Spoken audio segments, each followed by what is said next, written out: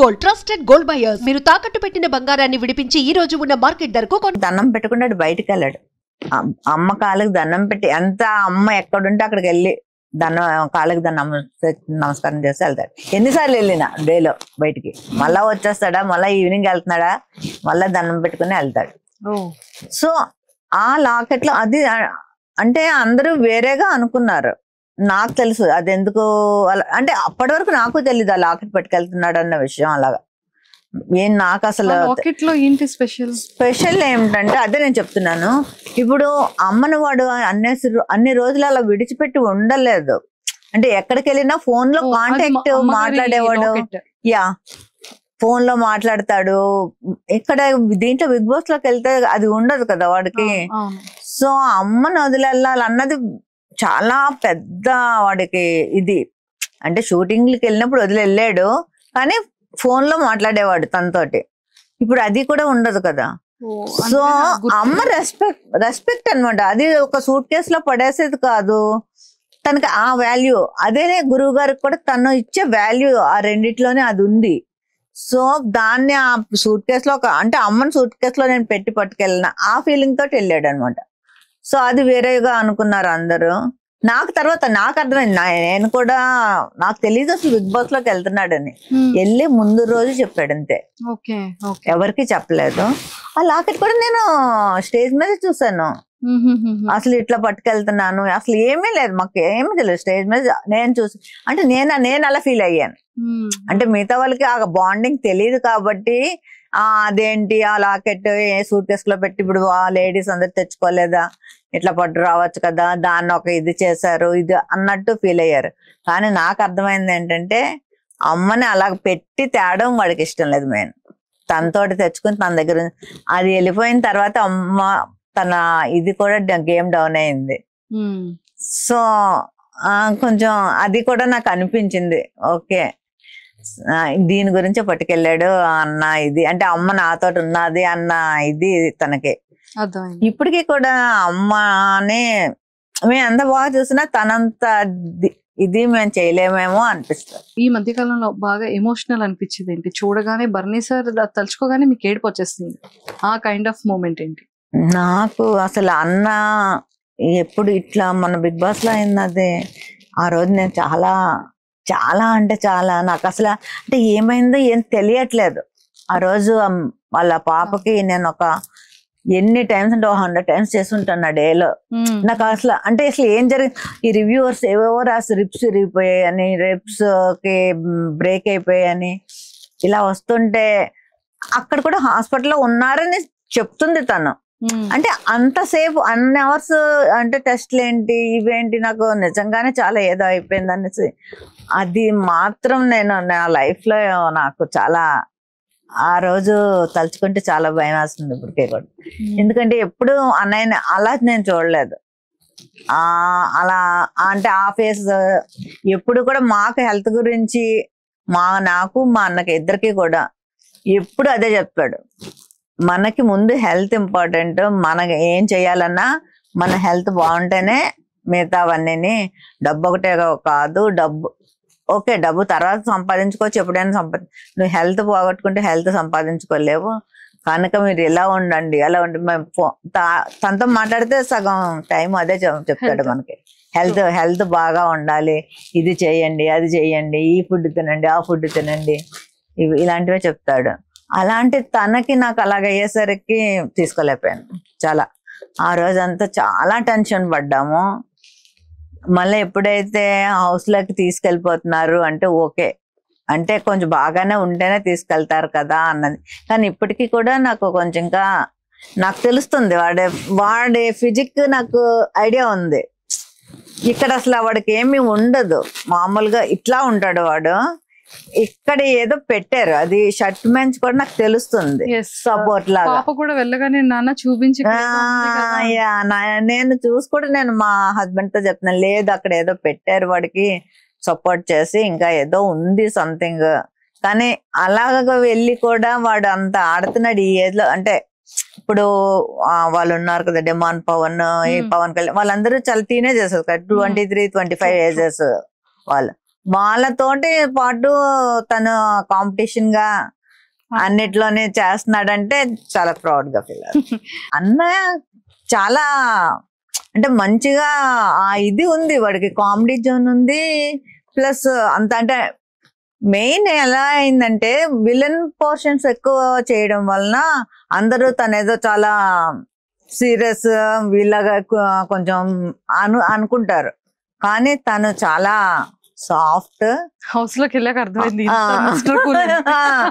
So character బట్టి మనుషులు మనం అనలైజ్ చేయలేము కదా.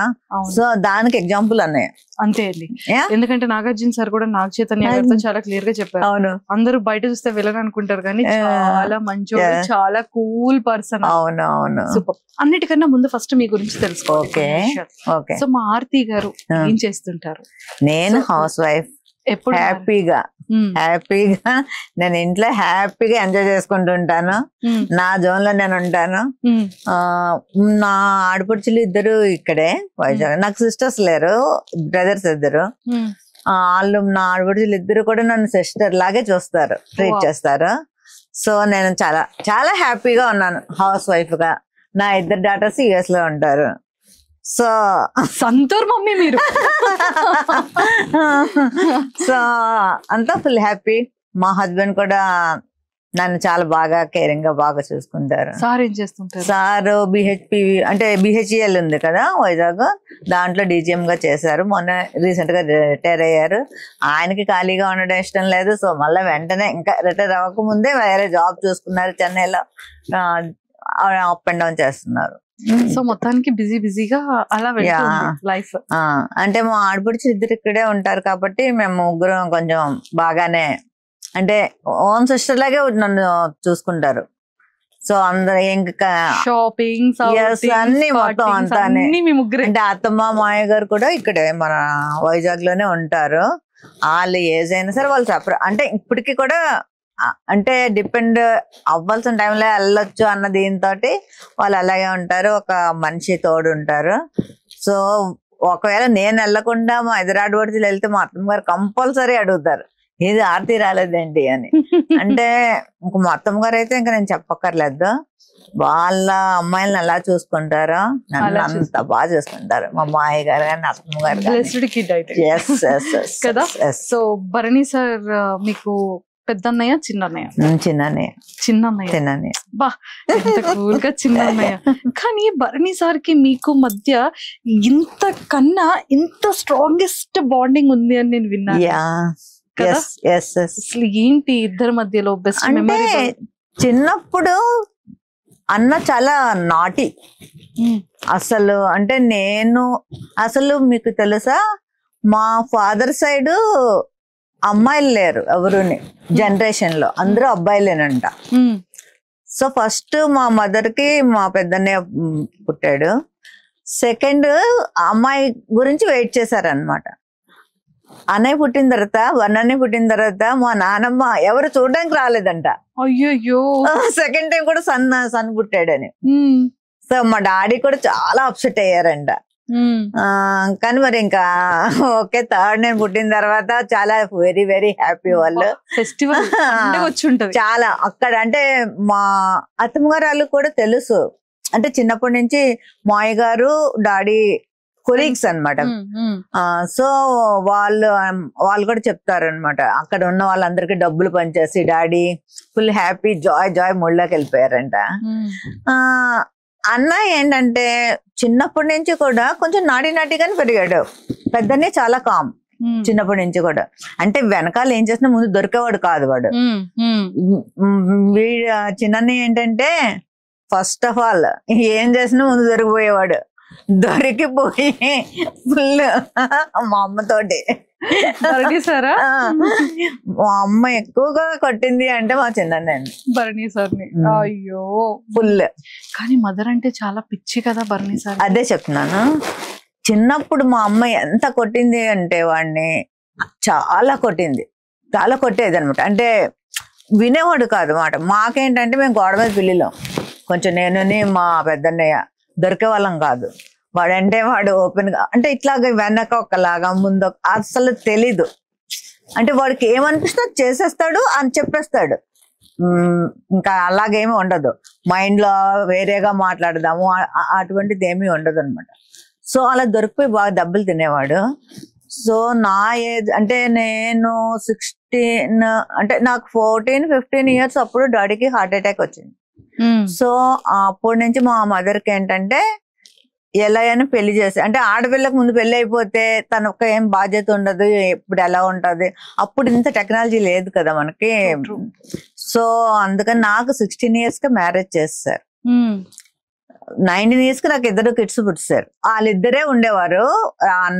అమ్మ డాడీ ఏమో నాకు 20 years వచ్చినప్పుడు 21లోన చనిపోయారు అనమాట హార్ట్ అటాక్ తోటి.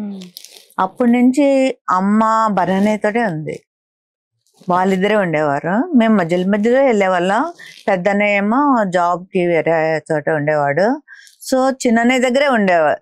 అంటే వాడు ఎంత దెబ్బలు తిన్నాడో ఫుల్ రెస్పాన్సిబిలిటీ వచ్చేసింది వాడికి. ఇంకా తర్వాత అంతా ఇంకా చూడాలి అమ్మని, ఇంకా ఇది నార అని. వాడు ఎలా అంటే ఇంకెలా మారిపోయాడంటే, అంటే బయట వాళ్ళు ఎవరైనా వస్తే అమ్మను సరిగ్గా చూసుకోరేమో అని చెప్పి మా మేనమామ అమ్మాయినే చేసుకున్నాడు. మా మేనమామ వాళ్ళ, అంటే తనైతే కొంచెం కేరింగ్. అలాగే తను ఎంత బాగా అంటే ఎక్కడ ఇంకా నేను చూడలేం.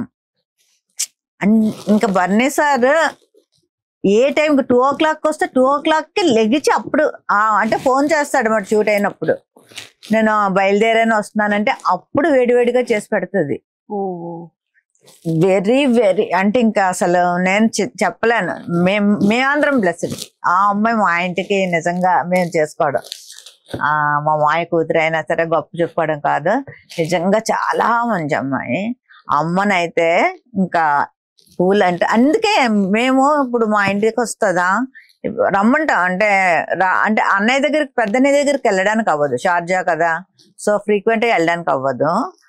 నా దగ్గరికి రమ్మంటే ఇంకా అలా చెప్తూ ఉంటే వస్తుంది. వచ్చిన ఒక 5 days నుంచే మొదలు పెడుతుంది. అంటే రోజు అన్నితో మాట్లాడుతుంది. 5 days నుంచి బాబు ఎప్పుడు వస్తావు తీసుకెళ్ళడానికి అనుకుని, మా ఇంట్లో అసలు కదలక్కర్లేదు, టీవీ అన్ని పనమ్మాయి అలా కూర్చున్న చోటికి తీసుకెళ్ళి పెడుతుంది. అయినా సరే తనకి మా చిన్నన్నయ్య దగ్గర ఉంటేనే చాలా కంఫర్ట్ గా ఫీల్ అవుతుంది. అంత ఆ జోన్ లోకి వెళ్ళిపోయారు వాళ్ళు. ఇప్పుడు కూడా మేబీ చాలా మంది ఇప్పుడు అనుకున్నారా లాకెట్ అది పట్టుకెళ్లారు, ఎందుకు అలా పట్టుకెళ్లారు, సూట్ కేసులో పెట్టుకెళ్ళచ్చు కదా, ఇది పట్టుకెళ్ళచ్చు కదా అని చాలా మంది అన్నారు.